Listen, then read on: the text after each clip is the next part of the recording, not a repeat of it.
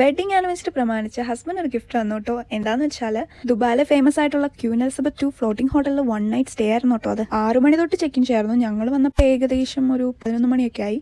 ഹോട്ടലിന്റെ റിസപ്ഷൻ ഏരിയയിൽ നിന്ന് ക്രൂസിലേക്ക് നടക്കാനായിട്ട് കുറച്ച് ദൂരം ഉണ്ടായിരുന്നു. ഫസ്റ്റ് ടൈമാണ് ഞാനൊരു ക്രൂസിലേക്ക് കയറാൻ പോകുന്നത്. കാരണം ഞാൻ ഇതുവരെ ഒരു കപ്പൽ നേരിട്ട് പോലും കണ്ടിട്ടില്ല. അങ്ങ് ദൂരെ കടലിൽ പോകുന്ന കണ്ടിട്ടുണ്ട്, ബട്ട് നേരിട്ട് ഇത്ര അടുത്ത് ഞാൻ ആദ്യമായിട്ട് കാണുവാണ്. ഞങ്ങളുടെ റൂം 3rd ഫ്ലോറിലായതുകൊണ്ട് ഞങ്ങൾ നേരെ ലിഫ്റ്റിൽ കയറി 3rd ഫ്ലോറിലേക്ക് കുതിച്ചു. നീണ്ടു നിവർന്ന് കിടക്കുന്ന ഇടനാഴി പോലെ ഇഷ്ടംപോലെ റൂംസ് ഉണ്ടായിരുന്നു. ഫസ്റ്റ് ക്രൂസ് ഡേ ആയതുകൊണ്ട് തന്നെ ഒരു റൂം ടൂർ ചെയ്യാന്ന് വിചാരിച്ചു. എന്റെ വീഡിയോ എടുത്തു തരാൻ ഞാൻ ഹസ്ബൻഡ് അടുത്ത് പറഞ്ഞു.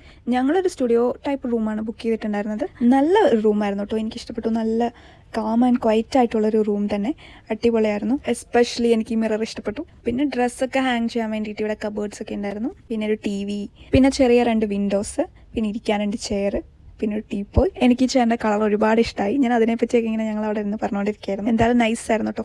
പിന്നെ എനിക്ക് ഇഷ്ടമായത് ഇവിടുത്തെ റെസ്റ്റ് റൂമായിരുന്നു. നല്ല ക്ലീൻ ആൻഡ് ഓർഗനൈസ്ഡ് ആയിട്ടുള്ള റെസ്റ്റ് റൂമാണ്. ഇവിടെ 2 ടവൽസ് ഒക്കെ ഉണ്ടായിരുന്നു. പിന്നെ ഷവർ ഏരിയ അവർ സെപ്പറേറ്റ് ആക്കി വെച്ചിട്ടുണ്ടായിരുന്നു. എന്തായാലും നൈസാണ്. ഇവിടെ ഒരു മിററും ഉണ്ട്, അടിപൊളിയായിരുന്നു. പിന്നെ ഒരു കിച്ചലുണ്ടായിരുന്നു, എല്ലാ ഹോട്ടൽസിലെയും പോലെ. പിന്നെ ചായ വേണ്ടവർക്ക് ചായ, കാപ്പി വേണ്ടവർക്ക് കാപ്പി, അങ്ങനെ ഇഷ്ടംപോലെ ഓപ്ഷൻ, എന്ത് വേണമെങ്കിലും ഇട്ട് കുടിച്ചോ എന്നുള്ള രീതിയിൽ അവിടെ വെച്ചിട്ടുണ്ടായിരുന്നു. മിറർ കണ്ടപ്പോൾ പിന്നെ അതിൻ്റെ ഫ്രണ്ടിൽ നിന്ന് കുറച്ച് കോപ്രായങ്ങൾ കാണിക്കാമെന്ന് വിചാരിച്ചു. അടുത്ത ഇനി ചെയറിൽ ഇരുന്നിട്ടാണ്.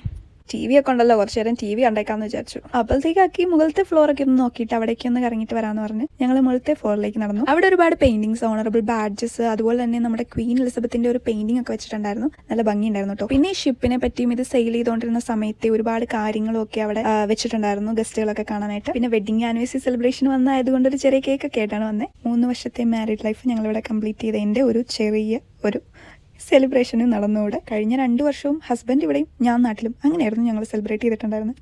ഒന്നിച്ചുള്ള ഫസ്റ്റ് സെലിബ്രേഷൻ ഇതാണ്. അങ്ങനെ ഞങ്ങൾ 1 നൈറ്റ് സ്റ്റേ എല്ലാം കഴിഞ്ഞ് ക്വീൻ എലിസബത്ത് ഹോട്ടലിനോട് ടാറ്റയൊക്കെ പറഞ്ഞ് ഞങ്ങൾ തിരിച്ച് പോരുന്ന വഴിക്ക് ദിലീപിന്റെ തേപ്പുട്ടെന്ന് പറയുന്ന റെസ്റ്റോറൻറ്റിൽ കയറി നല്ല ചൂട് പൊറോട്ടയും കഴിച്ചിട്ട് പോകുന്നു. അപ്പോൾ നെക്സ്റ്റ് വീഡിയോയിൽ കാണാം. ബൈ.